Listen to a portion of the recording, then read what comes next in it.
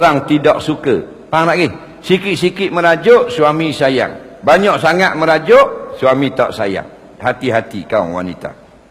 Laki-laki gitu juga kalau jenis kuat merajuk. Gurau sikit, left group. Gurau sikit, left group. Faham tak? Ada jenis lagu tu. Tapi laki-laki ada pistol. Jadi gitulah, ada perempuan yang tidak kuat merajuk, ada bini yang kuat merajuk, ada bini yang sedang-sedang dia merajuk. Macam-macam pesek sebab dia tulang yang bengkok. Innal mar'ata khuliqat min dil'in a'la. Wanita ini Tuhan buat daripada tulang yang paling bengkok. Nabi pesan, jangan biarkan nanti makin bengkok dan jangan keras sangat nanti patah. Sedang-sedang saja. Jadi siapa yang dapat yang kuat sangat merajuk, maka susahlah dia. Sikit-sikit merajuk tak ada masalah. Sebab kita tengok perangai perempuan, dia ada benda yang sama, ada benda yang berbeza. Faham tak lagi? Macam perempuan mengandung. Tengok bini orang ni, kita tanya bini. Bini awak kalau mengandung, benda alahang dia, dia tak boleh bau orang goreng-goreng. Orang lain tak ada masalah. Gitu pula. Dah bini awak pula, bini saya dia tak boleh ni, dia tak boleh duduk dengan orang, dia jadi nak mutah. Dia kena jauh pada orang. Pula dah macam-macam pasal. Ada yang tak boleh bau suami dia. Dia tak boleh bau suami dia. Dia boleh bau pitih. Pitih boleh.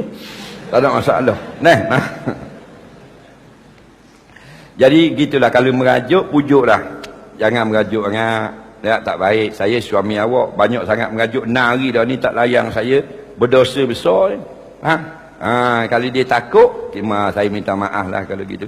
Ataupun kenapa yang jadi dia merajuk? Sebab apa? Umpamanya, kadang-kadang kita janji dengan dia, kita tak tunaikan janji kita. Kadang-kadang kecek je. Kita asal nak pergi makan kedai lain, kita pergi kedai lain, kita tak teringat. Dia tak khabar kedai lain. Hak kita janji kemarin. Dia bekak gitu. Balik sekarang tak balik dah muka, macam kera. Duduk. Faham lagi? Kita tegur gitu ni, buat kau lama kau berat, kau lama kau berat. Cuma ada perempuan yang bila kita tegur, dia derah-derah kembali. Ada perempuan yang 2-3 jam baru nak molek. Ada yang sampai 2-3 hari. Sampai kita kena baca hadis apa semua baru jadi molek. Tapi kalau jadi keseluruhan, satu obat yang biasanya molek lah. Baca Quran pun tak molek, baca hadis pun tak molek, khabar tazkirah pun tak molek, mu ambil pitih ke dia. Biasanya molek. Ambil 500 ya, tak suruh ngajuk ambil 500 ya, hadiah. Abang. Padahal nari dah tak tegur kita. Faham? 500 ya. Hadiah. Tak usah ngajuk ni, saya nak bagi awak RM500. Sayang abang. Puang bodoh tak mau dia. Soalan seterusnya sikit lagi Baru-baru ini rancangan reality TV berunsur agama. Peserta pakai bow. Apakah hukum pakai bow macam tu? Seperti orang dalam gereja. Pula dah. Dengar molek. Bow ni ialah asalnya tali. Kisah asal bow orang putih ni tali. Dia tak macam lain ni tak ada tali dah. Dulu dia tali. Pakaian perhiasan dia. Dia pakai gitu, dia pun ikat macam tali kasut. Faham? Zaman dulu. Ni zaman Napoleon Bonaparte. Faham? Masa tu memang pakai gini. Zaman William Shakespeare. Zaman apa mana Mozart dan sebagainya. Dia perhiasan saja. Dia bukan pakaian gereja sebenarnya. Dia orang barat, perhiasan dia gitu. Lama-lama dah moden ini, dia buat satu yang tak payah kita sipuk. Dia pakai duk gitu macam rebeng. Kat bawah tak ada dah. Faham? Jadi sebab tu kebanyakan ulama tidak mengharamkan pakai bow dengan syarat. Jangan pakai yang serupa yang dikhususkan untuk pakaian padri. Padri tak mesti pakai bow, jarang. Faham tak? Padri tengok Protestan ke, apa Katolik ke, dia bukan pakai bow, jarang sangat. Sebab tu tak boleh nak kata dia pakaian untuk agama. Kalau ada pakaian yang seperti agama dia, elokkan. Faham lagi? Dah kalau kita tidak memakai, lebih baik tak ada masalah. Sebab begini, program-program realiti agama learning, dia dikendalikan bukan orang-orang yang pandai agama. Orang-orang yang jenis bisnes. Faham lagi? Sebab tu kita tengok dulu mula-mula pakai jubah belaka, kapiah serebang. Learning kau anyuk dah nampak. Kau jangok dah jadi. Jadi kau black dah jadi kau galak, kau seronok, kau suka. Lalah lagi pakai benda baru kita tak tahu ni. Dai ni. Hati-hati. Soalan seterusnya. Minggu depan nak masuk musim korban, mesti banyak lembu kena korban. Saya, apa hukum memberi upah tukang sembelih? Tak boleh. Kalau tukang sembelih, jangan upah daging korban. Kulit korban, kepala korban, ekor korban, tulang korban. Nabi tak benar beri sedikit pun atas nama upah. Faham? Boleh beri atas nama mereka hadir masa kita bagi daging, boleh. Kita dapat daging, kita bola supik sesuatu seorang. Katakan 300 gram, 300 gram, potong bola supik, potong bola supik, potong bola supik. Kita bagi. Orang hak sembelih kita boleh beri juga. Atas nama sedekah tadi. Faham lagi? Sikit macam orang lain sama. Yang haram ni, siapa ni? Bagi orang lapar, bagi orang meleh. Ni biasa dia. Berbok. 18 kilo boleh dia. Hak tu haram. Nampak lagi? Haram tu 4 mazhab.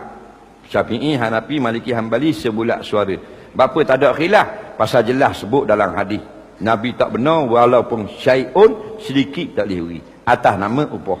Tapi beri kerana dia mereka hadir, kita boleh beri. Sama macam orang lain. Dia nak upah, dia tak jaknya ke dia, mari jauh-jauh, mari lapah. Ada tukang sembelih pula. Nak? Kita beri upah yang lain.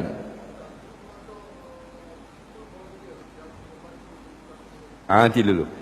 Kita upah pitih kita. Nak lagi? Tak kira mu mari volunteer, mu mari apa, beri ke dia kerana dia mari buat kerja, beri banyak gitu. Tu upah namanya. Faham lagi? Sebab pak cik, pak leh, pak nik, pak mak, gua ni dapat serajuk je. Dah tukang sembelih, gua ni dapat sebeseng. Situ salah. Jual beli binatang, daging korban. Haram. Yang boleh jual daging korban hanyalah fakir dan miskin. Dia terima daging korban, dia boleh jual. Faham? Lain dia tu orang kaya haram jual. Tuang korban haram jual beli. Orang miskin dapat banyak, katakan dia dapat 3 kontena atas dia seorang. Dia boleh jual balik atau ke Bangladesh. Faham? Kerana dia menerima atas nama sedekah. Dah tukang meleh kata dah, kita nak janya mari jauh-jauh pucuk benda batangan duduk mari lapah sini, mari meleh ni takkan dalih benda takkan dagingnya suku kilo. Sayyidina Ali jawab dah 1500 tahun dulu. Wa nahnu nu'tihi min indina. Kami bila Nabi haramkan upah daging kepada tukang sembelih dan tukang lapah, kami upah harta kami. Bukan dah upah tapi bukan daging korban. Faham lagi? Jadi kalau orang masuk korban berapa orang? Seekor lembu. 7 orang ke 70? 7 orang. Seorang kita minta RM20. Harga seorang sebagian 480. Okey, kita kutip 500, RM20. Upah tukang sembelih dan tukang lapah. Orang setuju tak? Setuju. Tak mau setuju, tak usah masuk. Pergi berambu. Faham lagi? Setuju. Baik. Bila dapat RM20 seorang, 7 orang berapa ringgit? Saya jawab 140, 140. Faham? 140 kerak 2 jadi berapa? 70 riyal. Tukang sembelih 70, tukang lapah budak 2 orang 70, 35 riyal seorang. Faham lagi? 2 ekor 140 tukang sembelih, budak tukang lapah 70 riyal seorang. Padang lagi. Daging boleh dah sikit, batu boleh pitih pula. Faham? Tukang meleh kata, dah adang RM70, meleh dah adang. Kita ikat, kita meleh dia pula. Sebelum dia semelih orang kampung, kita meleh dia pula. Dah padang RM70. Orang tukang meleh kejar tak lembu? Orang tukang meleh perebah lembu tak? Orang tukang meleh pegang tali lembu tak? No. Mari siapa Oh, bilahai. Hak ni saka. Bang, duduk. Kita bilang dah itu. 13 saat. 15 saat. 70 ya. Mahal pada MB gaji. Jadi kalau kita kata 70 ya tak cukup, terperabah dia, malas dia pula. Padang lagi tak apa. Soalan seterusnya, apakah hukum tidur dalam masjid kaki menghadap kiblat? Haram, berdosa besar tidur dalam masjid kaki menghadap kiblat, telanjang. Tak telanjang lah, biasalah tidur.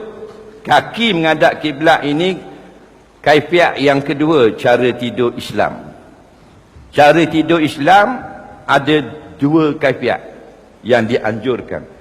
Cara pertama, kepala ke sana, kaki ke sana, bangun badan, tengok kiblat. Macam dalam liang lahat.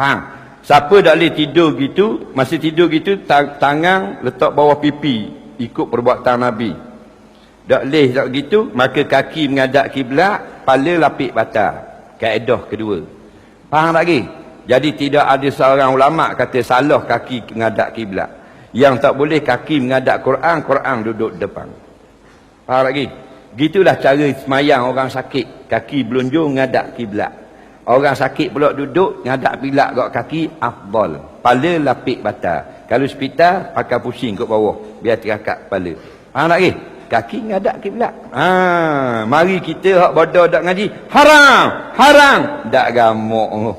Ngaji tak boh kira nak jadi mufti. Jadi punah habis orang kampung. Soalan seterusnya,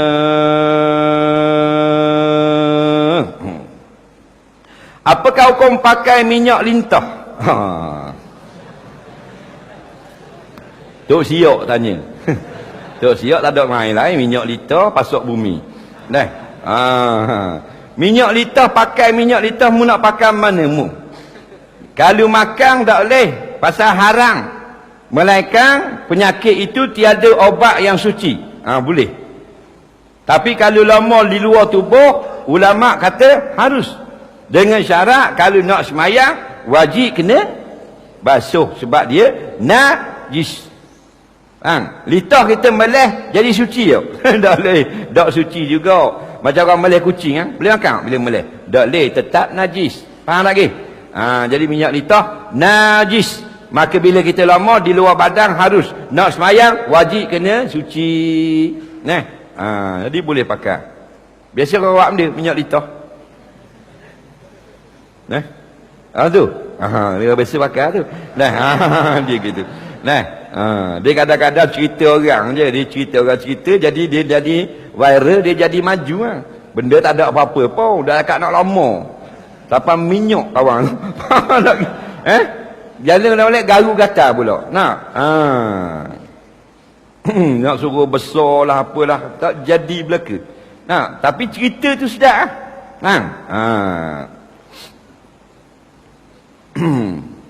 Tapi kalau hak besar, minta maaf dah tolong kabur sikit.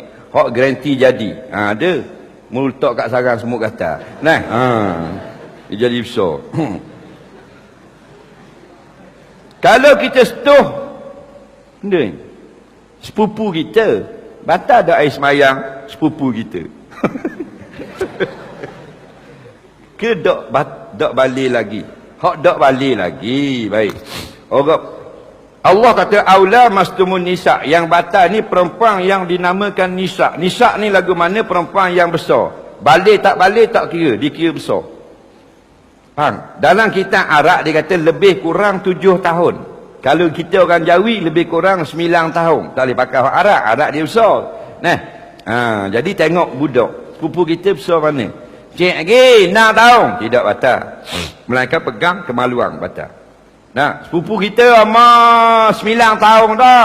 9 tahun besar dah. Besar macam orang dewasa dah. Batal. Kecil macam budak umur 4 tahun. Tapi 9 tahun. Tidak batal. Itu untuk umur tidak balik. Tapi kalau balik dah, walaupun kecil, batal.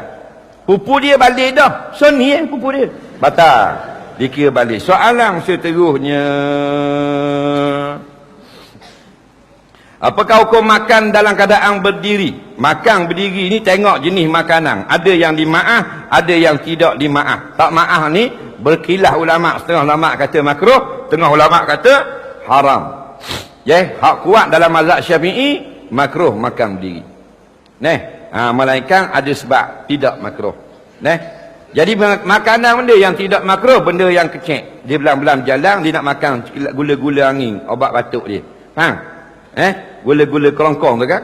Jadi boleh sambil berjalan bulang mulut. Tak payah pergi duduk makan celak gitu. Benda yang halus, benda yang kecil. Ni makan belam jalan, belam diri, makan nasi. Belam jalan makan bubur kacang, belam jalan. Benda itu makruh perbuatan. Termasuk dengan berdiri. Tapi kalau ada sebab, tak apa. Apakah hukum cium pipi sahabat dan dahinya? Hukumnya, tengok. Adakah membawa kepada kasih sayang? Ya, hukumnya boleh pahala. Soalan seterusnya. Apakah amalan yang paling baik? Amalan besar yang paling baik ialah semayang fardu. Dia tiang agama. Jaga semayang fardu. Orang tanya Nabi lagi, dah kalau sunat, semayang sunat. Semayang sunat ni Allah sayang juga rupanya. Kita nak buang kohok masa semayang lagu mana? Kalau telang jadi mana? Telang tak batal semayang. Dia air liur kita. Yang batal kohok dalam perut. Waktu beg luar masa semayang. Telang mula batal. Hak duduk dalam mulut dah telang tidak batal. Tapi kalau berludah boleh. Sunat berludah di dalam semayang sebelah kiri. Dengan syarat kita tidak ada orang di sebelah. Belah ni ada orang, belah kiri. Tu kita ludah kita. Lagi. Kalau dalam masjid, dalam rumah orang, dalam pejabat orang, dalam surau, wajib selepas semayang bersihkan tempat tu. Kalau di patah tak ada masalah, kambuh gitu je. Kalau tak boleh nak ludah, kanan ada orang, kiri ada orang, kita kohok. Kita ambil tisu. Faham tak lagi? Ambil tisu, buh di mulut. Faham tak? Buh, tutup tisu, masuklah kocek. Faham tak lagi? Ini Tok Guru tunjuk dulu. Sekarang lepas mayang, teruk lah tahu siapa. Faham lagi? Jangan ada ingat pula. Dah ingat lama lagi lepas Kedah, tu beg tisu, mana? Ija taidung. Soalan seterusnya.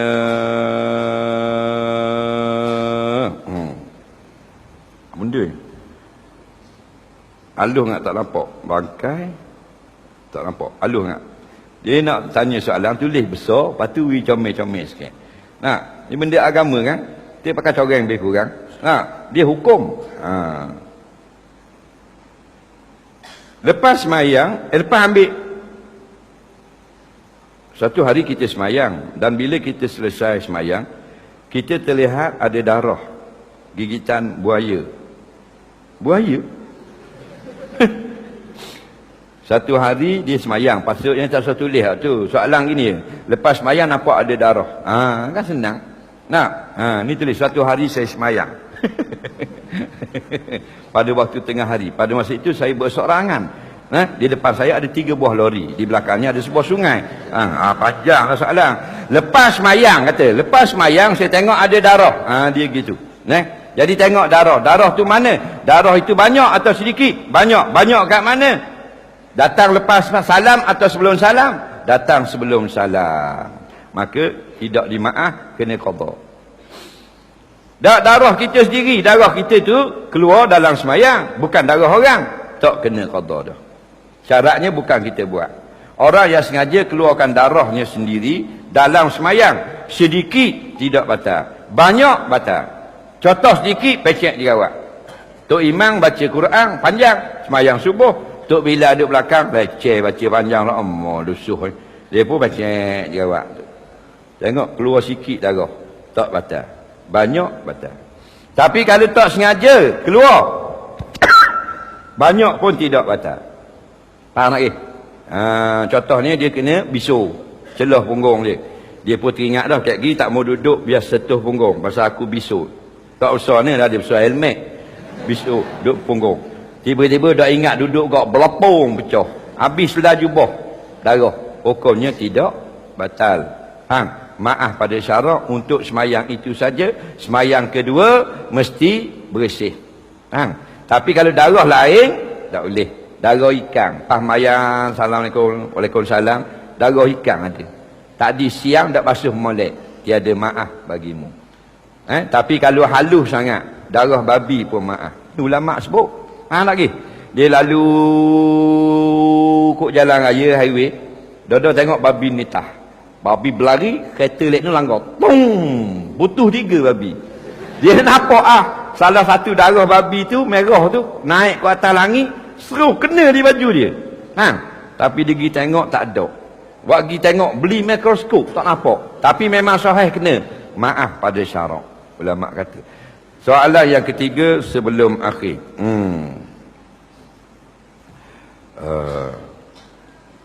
Apakah hukum jika memakai kopiah nampak rambut di depan? Pakai piah lepas tu nampak rambut gini. Apakah hukumnya? Tengok tepat lah. Tengok tepat mu nak pergi.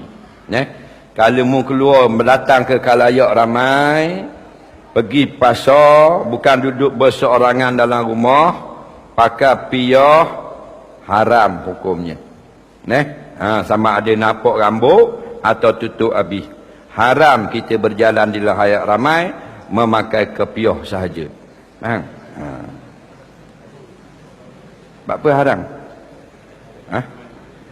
Pakai piah aja. Luar tak akal. Haram lah. Molek ke jenis piah aja. Tak ting, kotak-kotak depan tu. Faham? Kemudian pula rakap piah hak nampak rambut begini pula. Jawabnya ikut pandamu, nampak telinga boleh, nampak rambut boleh, tak nampak rambut pun boleh. Tidak ada lagi ulama fatwa pakai kepiah nampak rambut Yahudi. Hari tu dengar dia buat dalam Facebook. Nak pakai piah nampak rambut Yahudi. Dia kalau kita ambil kerja ulama, punah agama kita. Faham tak? Jangan ambil tugas ulama, kita bukan ulama. Ulama tak kata pakai piah nampak rambut. Kalau itu ramai berjuta-juta umat Islam di Sudan. Sudan ni dia pakai serban besar. Kalau dia jatuh atas ni tak boleh. Dia kena akak gini. Dia punya semayang, dia kena akak gini. Dan memang dia pakai serban keluar rambut. Orang Sudan, orang Habas, dia nampak rambut. Faham tak? Begitu juga dengan orang Tashkent, orang Uzbek. Dia orang semayang, dia orang pakai kepiah, belah atas kepala. Nampak rambut. Dah Yahudi ke mana? Yahudi bukan macam kita pakai. Yahudi ni dia satu penutup kecek, dia tepek atas kepala belakang gini. Faham tak ke? Dia pakai ping atau pakai gang. Itu piah Yahudi.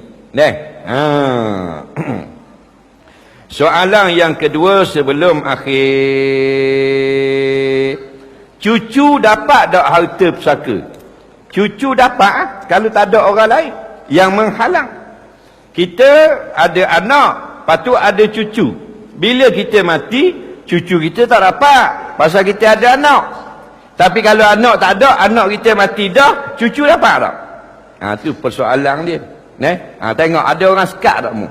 Macam pak dara. Kalau ayah kita ada, pak dara tak dapat.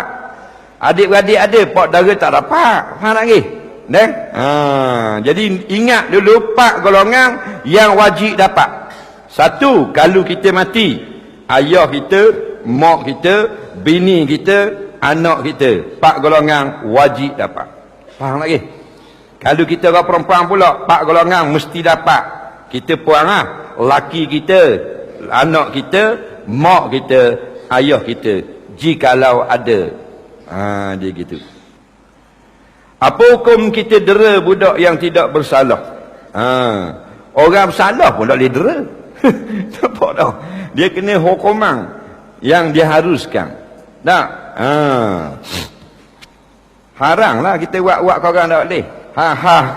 Kesakitan ke orang ni, menzalimi orang, akan dibicarakan. Tak faham lagi? Jangan buat, tak molek ke orang.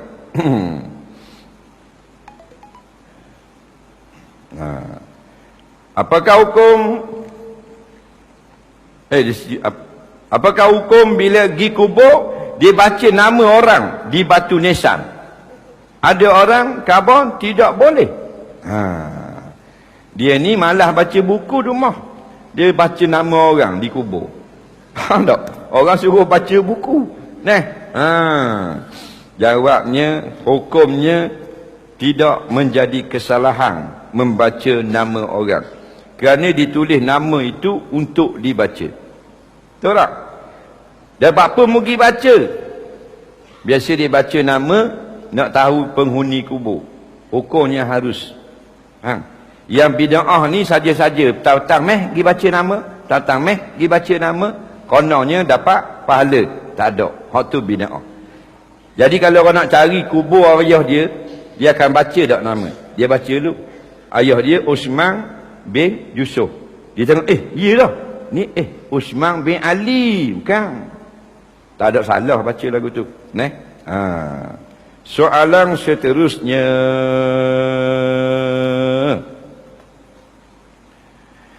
Disebabkan letih kerja setiap pagi, bila bangun pagi, saya sama keluar air mazi. Tak banyak, 2 titik lah. Begitu je. Tapi keluar sama-sama. Nak buat kau ni, susahnya nak semayang subuh. Berat dia ni. Pagi-pagi dia kata bangun pagi keluar air mazi. Tak banyak, 2 titik. Bangun pagi keluar air mazi. Sama-sama gitu. 2 titik. Dia kata susahnya nak semayang subuh. Susah kenapa? Yang susahnya keluar 2 jam. Daripada pukul 5.30 sampai 7.30. Dalam 3-4 beledi habis. Ni pagi-pagi bangun tengok keluar 2 titik. Lepas tu ada tak lagi? Tak ada. Dah susah apa? Tak ada susah. Faham lagi? Susah ni daim, berkekalan, keluar mazi, nitik emo air mazi. Nak buat kerja hok, nitik emo tu baik kot keluar. Baru payah. Ni bangun pagi keluar 2 titik. Lepas tu tak ada lah. Susah korok apa gitu. Faham? Dia tak kena mandi junub keluar mazi. Dia kena ambil wuduk saja. Dan kalau kena di kain, wajib basuh. Kerana dia najis.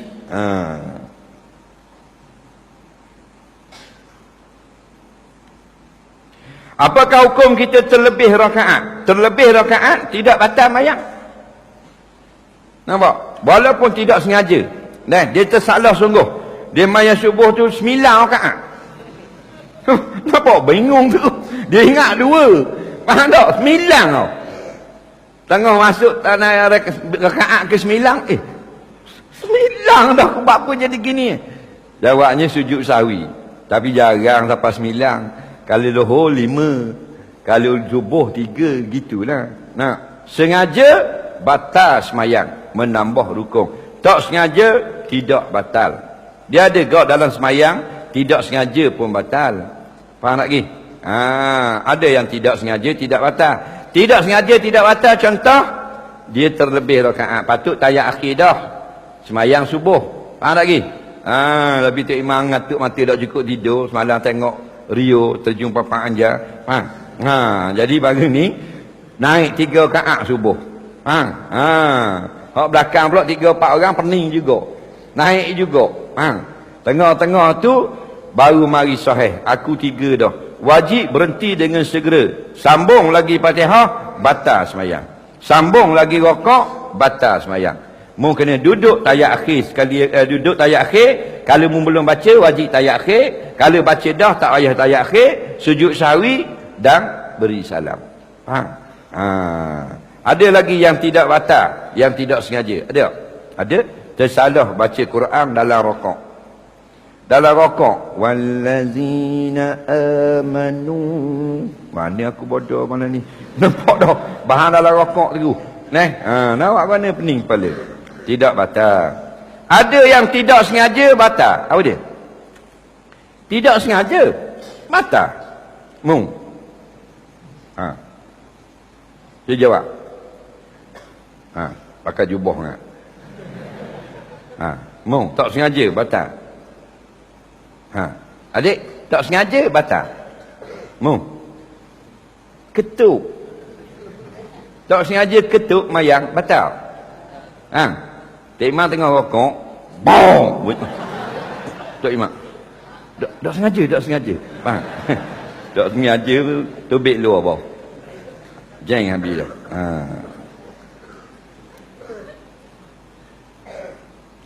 Soalan seterusnya.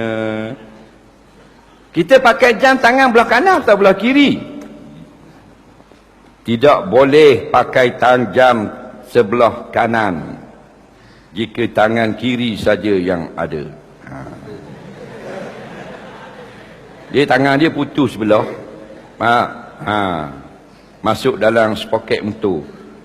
Dan nerak beromba motor masuk gear dengan tangan berak masuk dalam poket, putus tangan. Tinggal tangan kiri je. Dia boleh pakai tak tangan kanan? Tak boleh tinggal tangan kiri ya. Taklah ada dua-dua. Ada dua-dua kok pandamu nak pakai tangan mana pun jamu kan. Faham lagi? Kok pandang hidup balah dalam Facebook. Dia kata ustaz ni kata haram pakai tangan kiri. Oh dak gamak mu. Jangan lebih pada ulama. Faham lagi? Ulama sudah fatwa besar-besar. Boleh pakai belah kanan, boleh pakai belah kiri. Faham lagi? Cuma Nabi kalau jenis perbuatan dia suka sebelah kanan.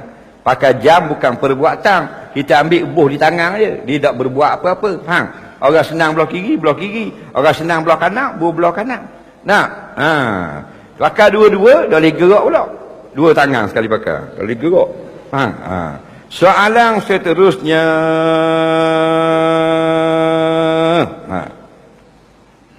Apakah hukum saling memuji sehingga seorang daripadanya riak? Allahu Rabbi. Memuji itu bagus, riak itu tidak bagus. Puji janganlah sampai melampau-lampau. Syarat puji itu disukai syarat puji kerana Allah. Syarat puji itu disuruh syarat puji untuk membangkitkan semangat berbuat baik. Contohnya dia tengok anak dia duduk baca buku, dia fikir itu bilik anak dia.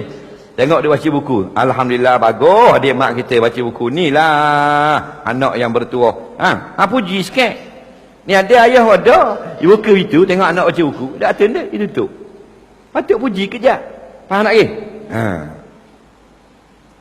Bini kita tengah goreng ikan, tengah basuh baju, tengah giling repah.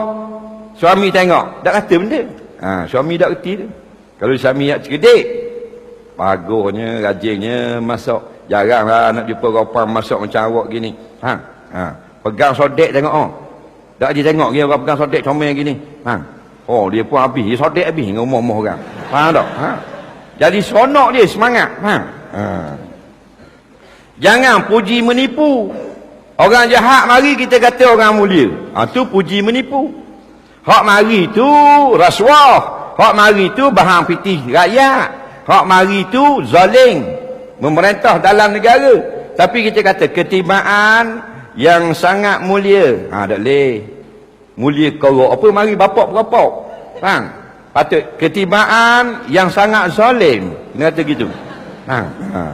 Soalan seterusnya. Apakah hukum menyambut hari ibu? Hari ibu yang diharamkan oleh ulama-ulama seluruh dunia ini. Sebab apa?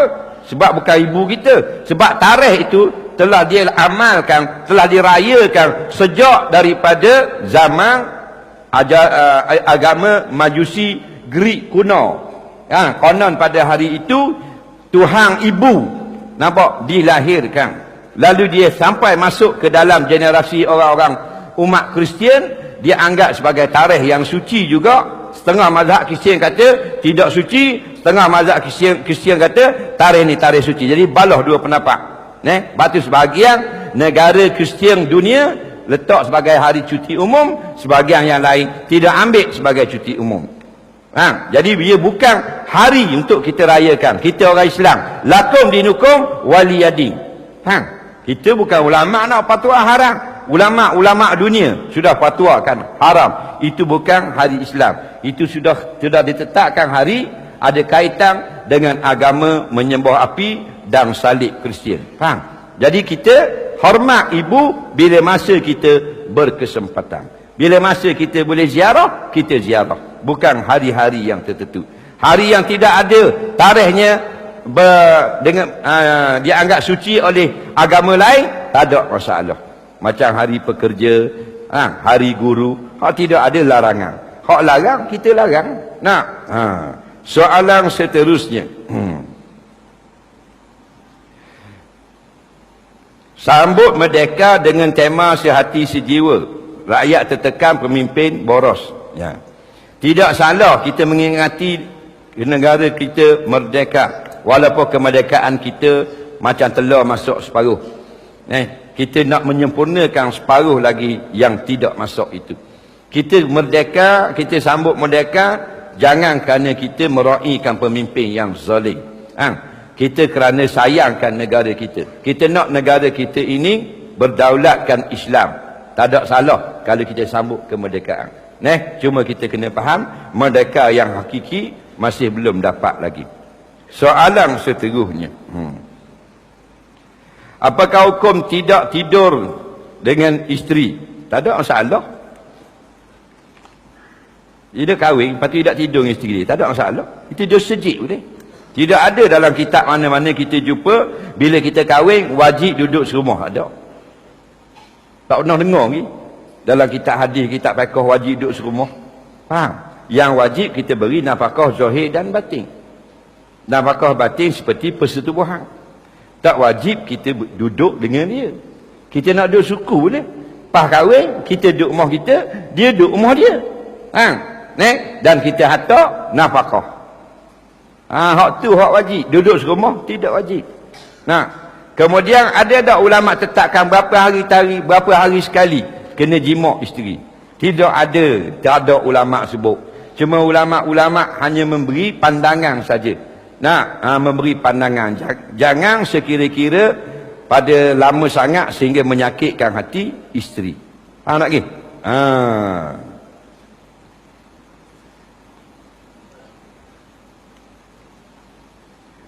Haram ke tak cukur janggut? Menurut mazhab Syafi'i. Menurut mazhab Syafi'i, makruh cukur janggut. Tidak haram. Hak kata haram itu mazhab lain. Mazhab Hanafi, mazhab Hanbali. Dalam mazhab Syafi'i, tidak haram. Makruh saja. Jadi masalah ini masalah khilafiyah. Jadi orang yang mencukur janggut tidak dikira melakukan kemungkaran. Kerana makna mungkar ialah perkara yang haram dengan ijma' ulama. Dia gitu. Soalan seterusnya. Wajib ke tidak buat tahlil? Tidak wajib. Tahlil ni apa? Tahlil ni kita menyebut la ilaha illallah, la ilaha illallah. Sama ada seorang atau ada orang ikut kita beramai-ramai. Sama ada kita buat lepas mayang atau kita buat di rumah. Sama ada kita buat di pejabat atau sambil bawa kereta. Siapa di gureng ke? La ilaha illallah, la ilaha illallah. Ada masalah. Tu panggil tahlil. Menyebut perkataan la ilaha illallah. Wajib ke tak? Tak. Hukumnya sunat kerana dia adalah zikir. Soalan seterusnya.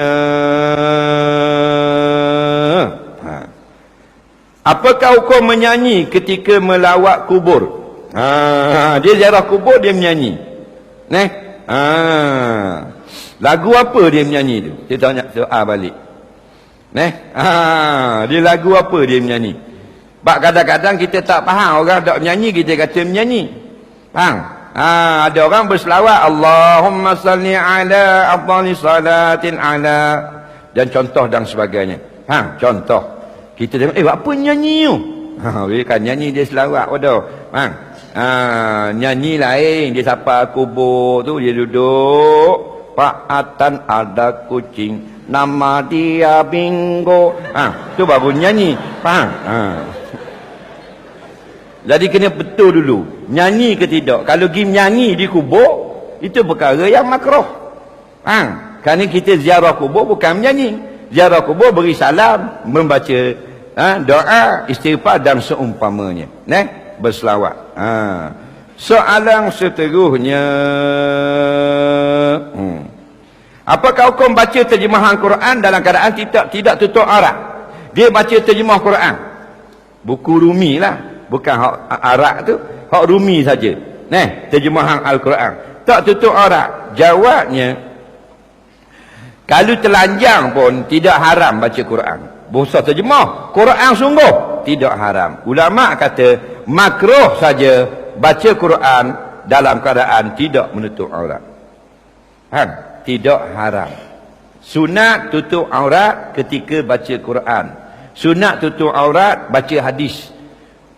Baca tafsir dan kitab-kitab agama. Kalau tak tutup tidak haram. Syaratnya duduk seorang diri lah. Dia panah kat rumah pakai spender.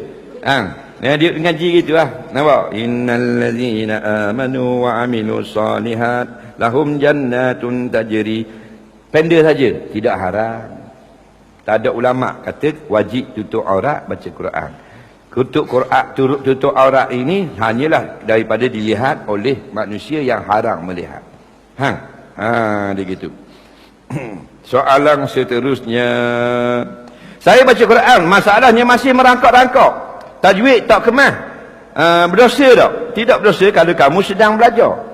Tapi kamu tidak belajar, kamu pakai hentang saja, maka kamu berdosa. Kerana menyebut kesalahan, menyebut dengan salah huruf-huruf Al-Quran tanpa mempelajarinya. Orang yang belajar tak pandai lagi, banyak salah masa belajar, banyak salah masa mengajar, banyak tak betul masa mengaji. Maaf pada syarak, bukan saja maaf, 2 pahala. Pahala membaca, pahala bersusah payah untuk membaca. Soalan seterusnya. Rumah saya dekat dengan masjid. Saya buat sunat rawatib, mana lebih besar pahala? Buat rumah atau di masjid? Jawabnya, apa-apa pun di dalam rumah, di dalam masjid lebih afdal. Melainkan jika ada nas di tempat lain. Faham tak lagi? Jadi Nabi semayang sunat di rumah, semayang fardu di masjid. Jadi kalau ada nas lagu tu rawatib, afdal di rumah. Soalan seterusnya. Saya nak tanya, apakah hukum minum air yang ada semut di dalamnya? Tidak haram. Yang haram minum semut-semut. Bila tu kalau semut itu kita nampak dan mudah dibuang. Yang tidak nampak, maaf pada syarak. Kerana dia halus. Semut 2 ekor hitam duduk dalam air kopi. Nampak tak? Tak nampak. Maaf bagimu. Semut nampak keras, nampak terang situ, kerengga sekor duduk dalam air teh. Ada kerengga. Pusing biar duduk kat kerengga, bolang mulut.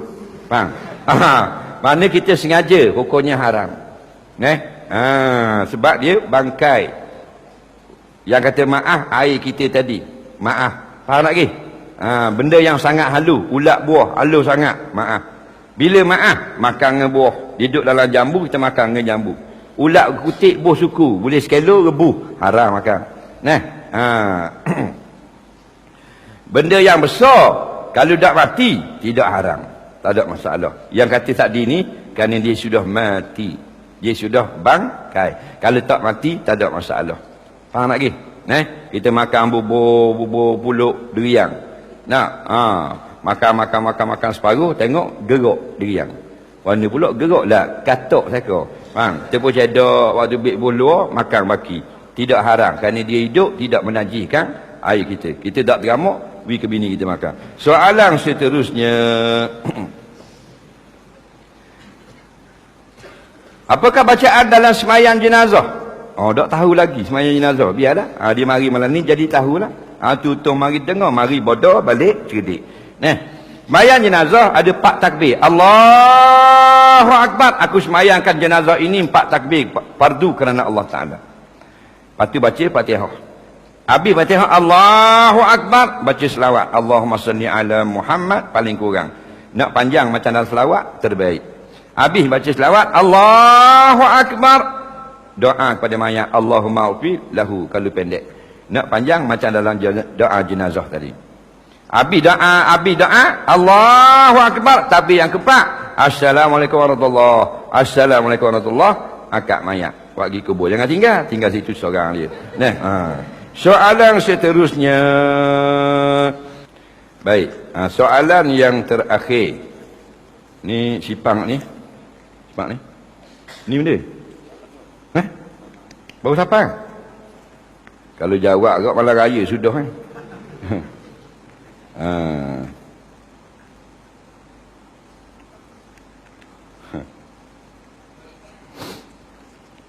Baik, ni jawab bulan depan.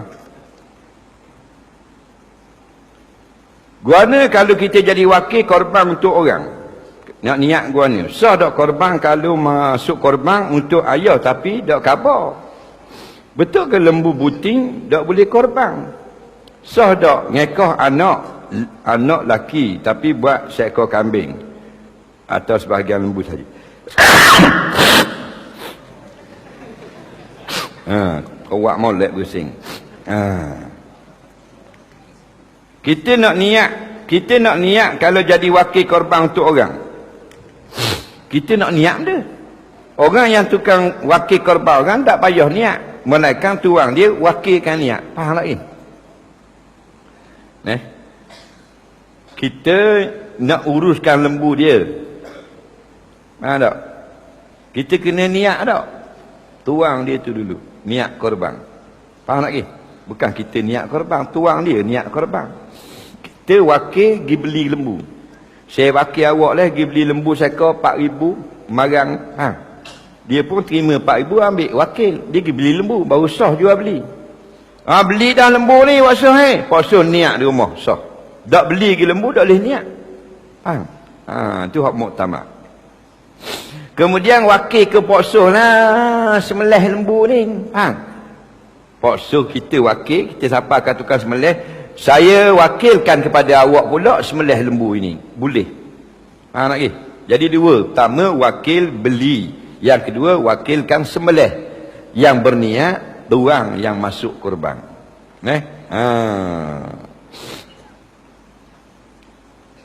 Kita tak minta kebenaran orang. Kita masuk korban untuk dia. Sah ke tidak?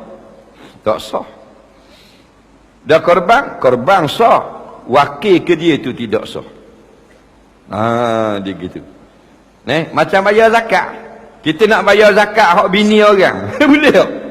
Boleh, kena izin suami dia. Kita nak tolong bayar zakat ayah kita. Ayah kita tanggung kita. Kita nak bayar zakat. Kena khabar ke ayah? Ayah kita bayar zakat ayah tahun ni kali.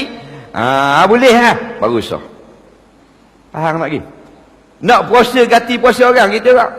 Ayah dia mati meninggalkan hutang 1 hari puasa. Kita ni bukan anak-beranak dia. Nak tolong ganti. Boleh tak? Tak boleh. Melainkan waris dia izin. Ni gitu kak. Kita nak rebang hak ayah kita. Mestilah ayah kita tu beri izin. Faham tak? Ayah kita setujulah. Dan cara yang terbaik. Kata Dr. Wahbah Zuhaili. Kita korban macam biasa. Hadiah kepada ibu bapa kita. Itu yang terbaik.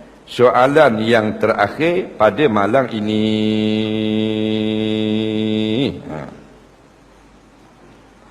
Sah tak kita ngekah anak buat seekor kambing? Sah anak laki-laki?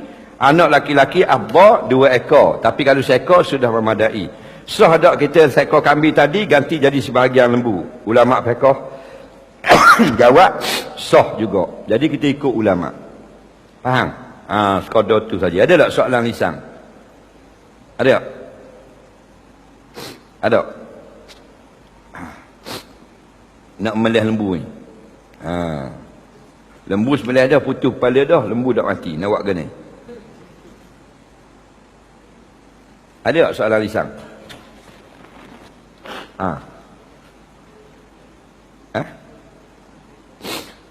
Lindung. Pertama dengan doa.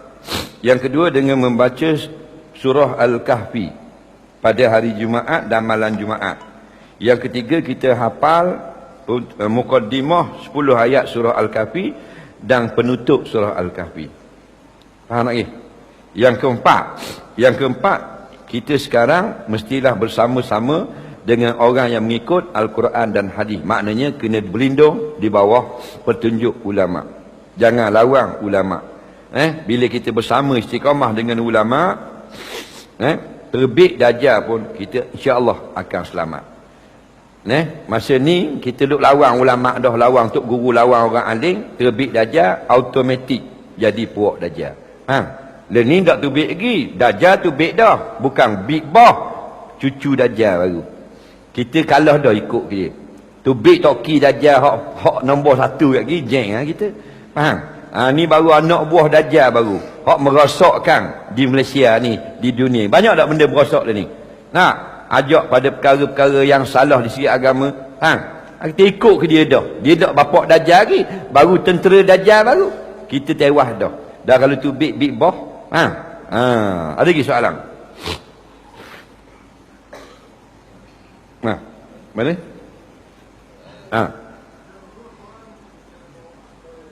Tak dengar? Baik. Handphone kita, bila handphone dia gini, tidak dihukumkan Quran selamanya. Kalau Quran selamanya hukum Quran. Baik. Bila kita buka dia ada tulisan Quran. Masa tu dihukumkan Quran. Kita pegang handphone tak ada air semayang boleh. Ni kita ambil pandangan yang lebih ramai pada mufti ulama-ulama Arab lah. Tapi kalau kita sentuh tangan tak ada uduk dekat ayat tak boleh. Tapi bila kita tutup aplikasi dia tidak dihukumkan ayat Quran lagi. Boleh masuk dalam tanda. Ada ke soalan? Tanah kerajaan. Kena minta izin. Minta izin dia. Pasal tanah kerajaan bukan hak kerajaan, hak rakyat. Ada lagi soalan?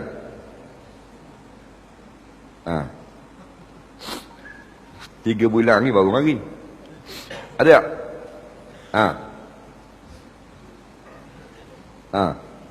Dia malu dia.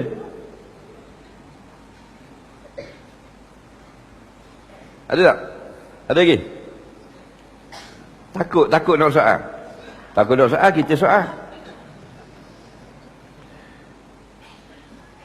Tak ada soalan?